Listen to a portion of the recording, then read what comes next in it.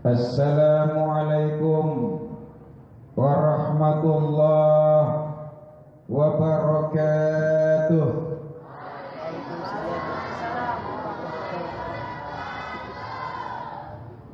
Lemes dan pendek. Ibu-ibu senang pendek apa panjang?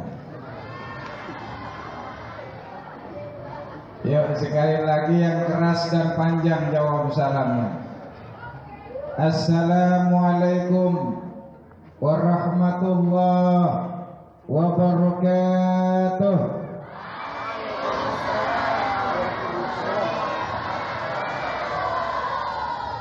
Kurang panjang.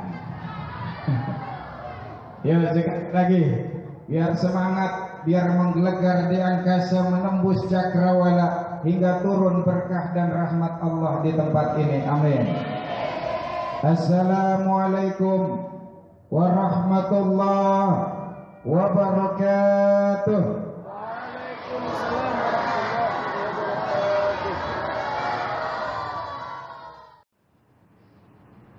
Dalam catatan sejarah khilafah Turki Utsmaniyah sekitar tahun 1600-an, Turki pernah dipimpin oleh seorang sultan yang bernama Ahmad Murad. Sejarah lebih mengenal dengan julukan Sultan Murad Ar-Rabi. Beliau adalah sultan yang agung, yang adil, tegas, keras, sekaligus dicintai oleh rakyatnya. Ketegasan dan kekerasan beliau berlaku ketika ada sesuatu yang bisa merusak dan membahayakan generasi bangsa dan rakyatnya.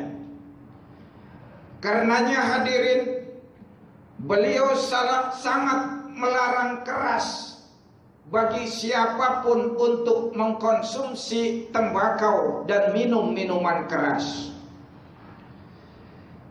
Dan salah satu kebiasaan baik beliau adalah beliau seringkali turun ke lapangan memetakan potensi dan kondisi rakyatnya secara langsung, atau yang sekarang sering dibahasakan dengan belusukan. Tapi belusukan beliau tidak bawa juru kamera, tidak bawa juru rekam, tidak bawa juru tulis, dan juga tidak membawa banyak pengawal. Adalah suatu hari di masuk malam selepas Isya, beliau hatinya sangat gelisah, gundah gulana, sehingga akhirnya beliau memanggil penasehatnya. Penasehat, la baik Sultan, gerangan apa yang membuat hatiku malam hari ini sangat gelisah, galau, gundah gulana? Mungkin Sultan kurang turun ke lapangan, Sultan. Soalnya saya lihat belakangan ini Sultan sangat sibuk sekali. Jadi Sultan lupa untuk turun ke lapangan. Begitu? Barangkali begitu, Sultan. Baik, kalau begitu malam ini saya bermaksud turun ke lapangan. Berangkat Sultan malam itu turun ke lapangan dengan undercover, dengan melakukan penyamaran, sehingga rakyatnya tidak ada yang tahu. Jangankan rakyat, penghuni istana saja jarang yang tahu. Di tengah beliau asik mengamati potensi dan kondisi rakyatnya di persimpangan jalan, beliau melihat sesosok mayit tergeletak, terbengkalai sedemikian rupa. Beliau perhatiin dan amati situasi masih sangat ramai, lokasi strategis, bahkan masih banyak orang lalu lalang ke tempat itu, pulang pergi lewat persimpangan tersebut. Beliau amati sekali lagi agak lama dari kejauhan, ternyata benar 10-20 orang, sekian orang telah melewati tempat itu. Mayat itu dibiarkan tergeletak sedemikian rupa. Sehingga hadirin akhirnya beliau mencegat salah seorang yang baru saja lewat persimpangan tersebut. Assalamualaikum. Waalaikumsalam. Bapak tentu muslim? Insya Allah Pak, saya muslim. Saya lihat Bapak tadi baru saja lewat persimpangan jalan. Kalau itu saya yakin Pak, saya baru lewat tempat itu. Bapak tidak melihat ada yang aneh? Ya sebenarnya saya lihat Pak. Apa itu? Mayat kan Pak? Ya betul mayat. Terus apa Pak? Kenapa ada mayat sedemikian rupa terbengkalai Anda diam saja? Ya sebenarnya bukan cuma saya Pak, orang-orang juga begitu. Kenapa seperti itu? Bapak orang baru ya? Ya saya orang baru. Apa kalau mau tahu, orang itu muslim cuma zindik Pak. Zindik? Iya Pak. Kenapa orang itu bisa dikatakan zindik?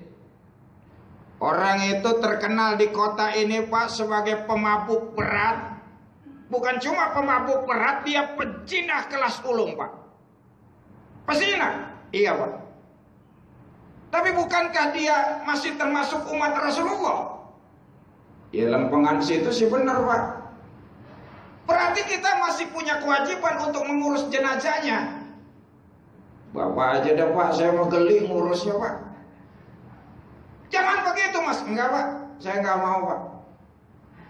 Kalau sampean enggak mau ngurus, tolong bantu saya.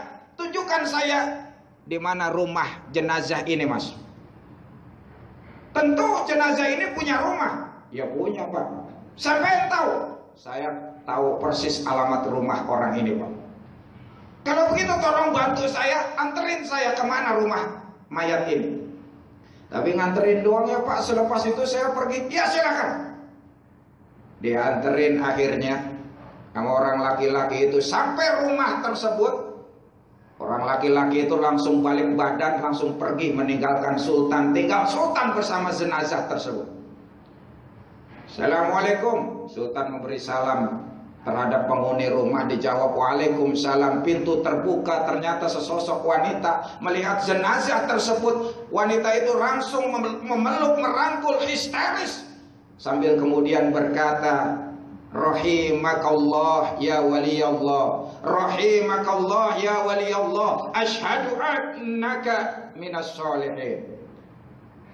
Semoga Allah merahmatimu wahai wali Allah. Semoga Allah merahmatimu wahai wali Allah. Dan aku bersaksi sesungguhnya engkau termasuk dari golongan orang-orang yang soleh. Ternyata hadirin, wanita tersebut adalah istri dari lelaki mayat tersebut. Sultan Murad makin bingung. Ibu, saya Pak. Ibu siapanya mayat ini? Saya istrinya Pak. Benar Pak. Tolong ibu perhatiin lagi jenazahnya. Jangan saya salah alamat nganter nih jenazah. Benar Pak. Ibu tidak kenal suami ibu? Saya kenal Pak. Tapi kenapa ibu tadi mengatakan bahwa suami ibu adalah wali Allah? Padahal kalau ibu tahu orang kampung sini, tahu saya Pak. Orang kampung bilang suami saya pemabuk berat, pezina ulung kan Pak? Iya betul. Kenapa ibu sampai mengatakan suami ibu wali Allah? Orang kampung cuma tahu permukaannya saja Pak. Ya memang betul suamiku kalau punya duit, kalau malam pergi ke toko-toko miras, dia beli itu minuman keras, dia borong minuman keras, dibawa pulang oleh suamiku, lalu dihancurkan minuman keras itu sambil berkata, alhamdulillah malam hari ini aku telah mencegah generasi bangsa untuk mabuk-mabukan. Lantas malam berikutnya suamiku kalau masih punya uang, dia datengin rumah-rumah pelacur Pak. Dia booking itu pelacur, dia berkata pada pelacur, malam hari ini engkau telah aku booking, karena itu tutup rumah dan pintu-pintu jendela kamar kalian, tidak boleh menerima tamu lagi. Lalu suami saya pulang berkata pada saya, alhamdulillah malam hari ini aku telah mencegah generasi bangsa untuk melakukan perzinahan. Itu dilakukan setiap malam, Pak, kalau suamiku pulang, kalau punya duit. Bahkan sampai aku khawatir pada suamiku, sampai aku pernah berkata kepada suamiku, Mas, kalau ini kebaikan yang kau lakukan, Mas, nanti engkau kalau mati terbengkalai jenazahmu, Mas. Engkau pasti jenazah kamu akan ditelantarkan orang kampung, Mas. Tapi suamiku hanya tersenyum, Pak, sambil berkata, la takhafi zaujati, sayusolli alayya sultanul muslimin wal ulama wal awliya. Jangan khawatir istriku, nanti insya Allah kalau aku mati, yang nyolatkanku adalah sultannya muslimin, para ulama dan para awliya. Sultan nangis sambil berkata, sodaqo zauzuki, benar omongan suamimu. Ha ana sultanul muslimin, ha ana sultan murad. Ketahuilah bahwa akulah sultan murad. Besok juga kita urus jenazah suamimu. Kita undang para ulama, para aulia, dan aku sendiri yang akan memimpin sholat jenazahnya. Allahu Akbar. Hadirin, dari cerita pendek dan waktu yang sangat singkat ini sesungguhnya banyak hikmah yang bisa kita tarik sebagai pelajaran. Paling ada tiga hal.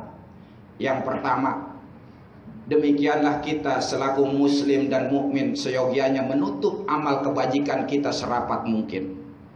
Kalau tidak bisa, minimal sebagian amal kebajikannya kita tutup rapat-rapat. Hanya kita dan Allah yang tahu. Sebab kata pepatah mengatakan, tanamlah biji kebajikanmu di bawah permukaan. Sebab biji yang ditanam di atas permukaan atau tergeletak di permukaan sulit tumbuh. Kalaupun tumbuh, dia tidak tumbuh sempurna.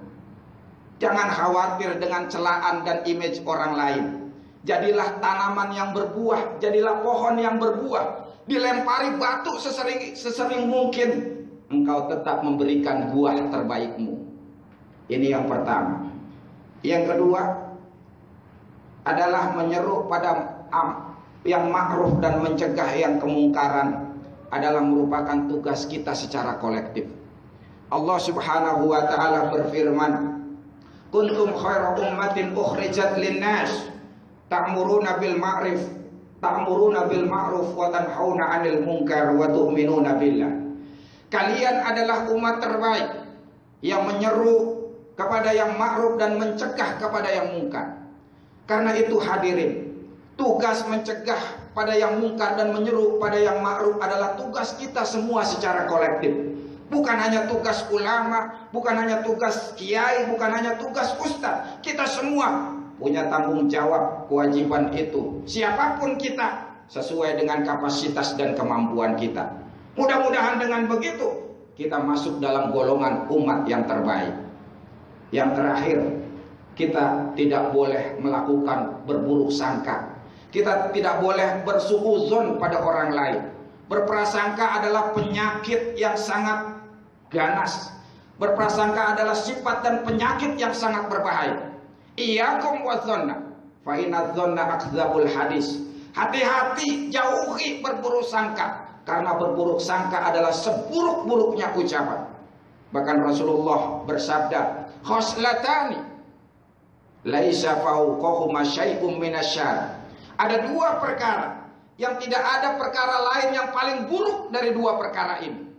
Kata Rasul, su'udzon billah wa su'udzon bi ibadillah. Ya ini berprasangka buruk pada Allah dan berprasangka